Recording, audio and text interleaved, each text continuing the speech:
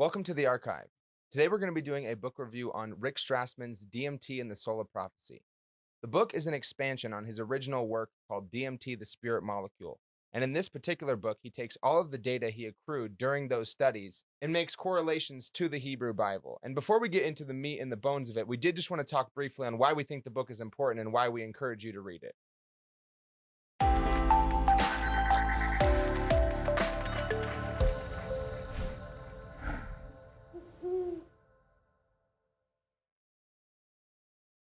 So this book was extremely interesting to me and really important because it does connect DMT, as you said, with the Hebrew Bible. Mhm. Kabbalah, which is Judaic mysticism, has been something of interest for me for years in studying it during my study of comparative religions and the perennial philosophy. And when I picked up DMT the Spirit Molecule when I was a boy, it led me to this giant new world of philosophy and altered states of consciousness. And this follow-up book directly correlates those experiences that the prophets in the Old Testament had with what Rick Strassman saw in his experiments dealing with DMT. Another reason why it's very important to read, in my opinion, is because it attempts to merge the woo-woo of mysticism with hardcore science. Right. So anybody who's a hardcore scientist out there, or anybody who is super woo-woo out there, not to denigrate anyone with that term, this book will help you in attempts to merge those differing worldviews together in a nice happy medium. And we're all about the union of opposites. And the third and last reason why I feel like this book is very important to read is for anyone who hates and denigrates on the Old Testament or the Hebrew Bible or anything dealing with the Judeo-Christian tradition or culture.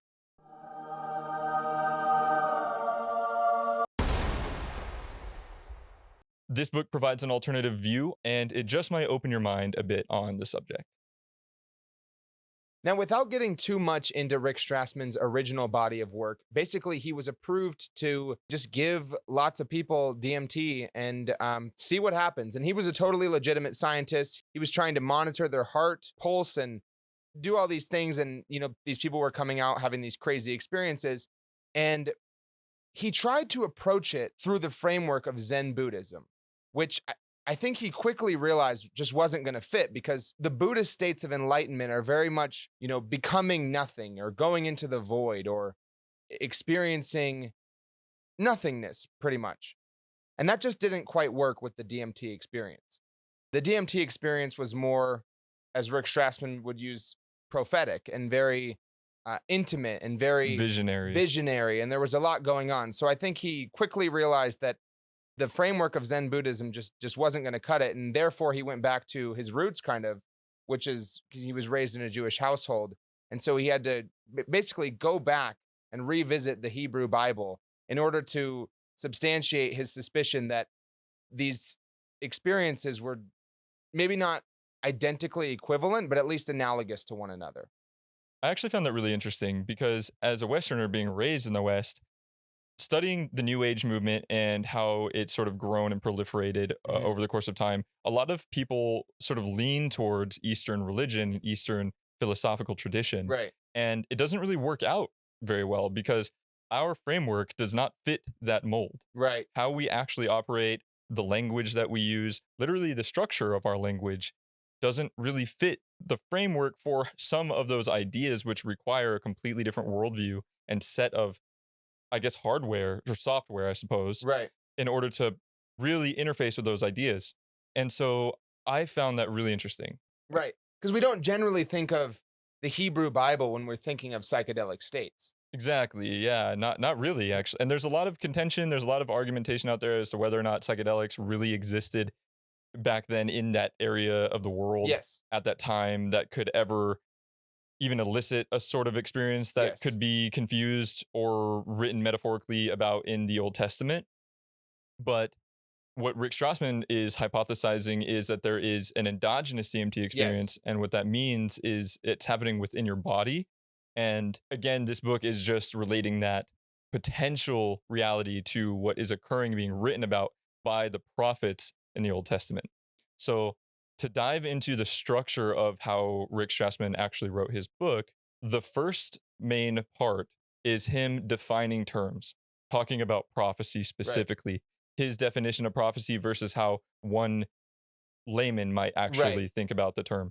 prophecy in Rick Strassman's lexicon is not necessarily just seeing the future or intuiting the future. It literally is a visionary experience where one is being downloaded the knowledge of metaphysical reality or of God directly. Right. He even goes as far as to, and by the way, in this defining of terms, he doesn't just define prophecy, he defines things like consciousness and DMT and psychedelics and mystical experience and all these different things. But prophecy is the one that's worth highlighting the most, because there is that misconception that prophecy is somehow the foretelling of the future, when really the Hebrews considered prophecy to actually be the utmost and highest place of spiritual experience that you could possibly endure. Like the ultimate level in which a human being could ever remain human with human understanding and come to know God. Right.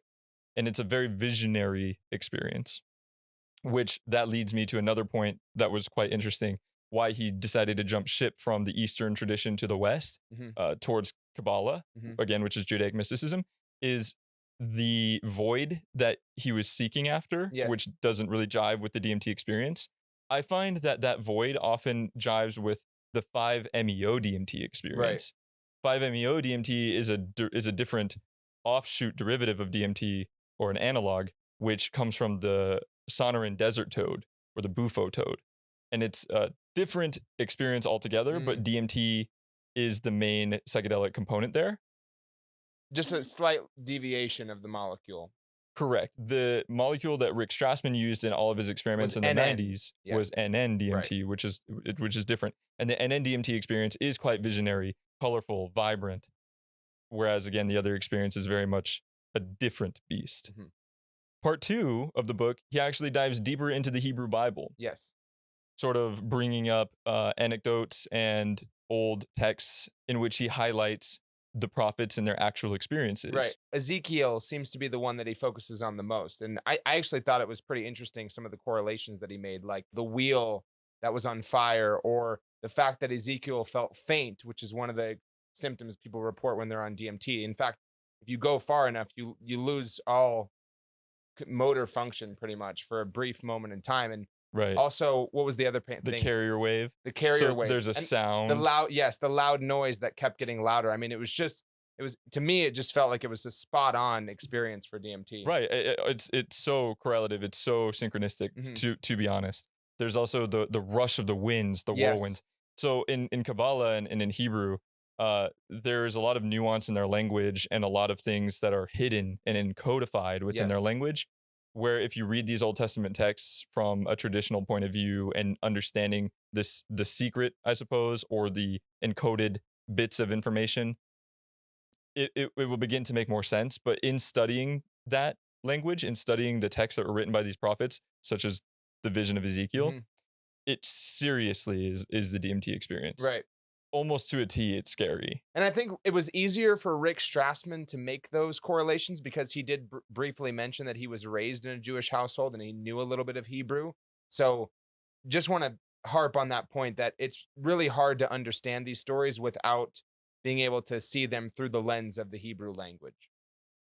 Part 3 is actually about him comparing the DMT experiences from all of the people that he studied, along with the prophetic experiences being written about, 1-to-1. And this is where a lot of the contemporary argument comes from. There's a whole lot of people out there who make arguments against DMT being potentially active within the body to a degree in which a psychedelic experience akin to one of these prophetic experiences. But haven't they gone on to substantiate the fact that there is DMT in the body since then? There have been experiments shown that at least in rats, DMT is produced in their body and in humans as well.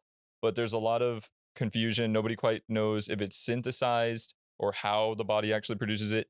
If weird events take place which produce the DMT through chemical reactions, or if the body actually produces DMT specifically in a gland, or where there's no knowledge. Well, the what's postulated is that tryptophan is in every living cell, and that's all it takes to synthesize DMT. So you kind of have to wonder if something has the components to produce DMT, that it probably might. I mean, it's found in all sorts of plants too, like peas and flowers and all sorts of different things. One of the woo-woo misconceptions is that DMT is found in every living thing. That's not true. And that it's also found in every living organ, like plant an animal. Well, it's not true because we haven't tested for DMT in every single plant that's ever existed. But we know that there are plants that don't actually have it, so that rules it out by logic. But another point of argument is whether or not even if the body could produce the DMT somehow, and we knew the exact mechanism, the level of DMT or the amount of DMT that would have to go into your bloodstream in order to have an actual psychedelic experience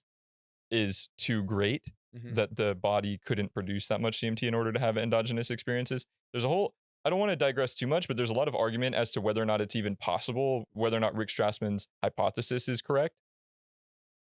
And then there's a whole nother spectrum on the opposite side of that as to whether or not those psychedelic components existed again in those geographical locations. Right. So a lot of people are against this idea of drugs being mixed up with the Hebrew Bible, but this whole section, it's not making an argument for or against that necessarily. All that he's doing, all his intent is with this book is to just juxtapose that Hebrew Bible and what the prophets experienced in their writings with the experiments that he himself did and the anecdotes that were given directly, the trip reports that were given directly from his subject group.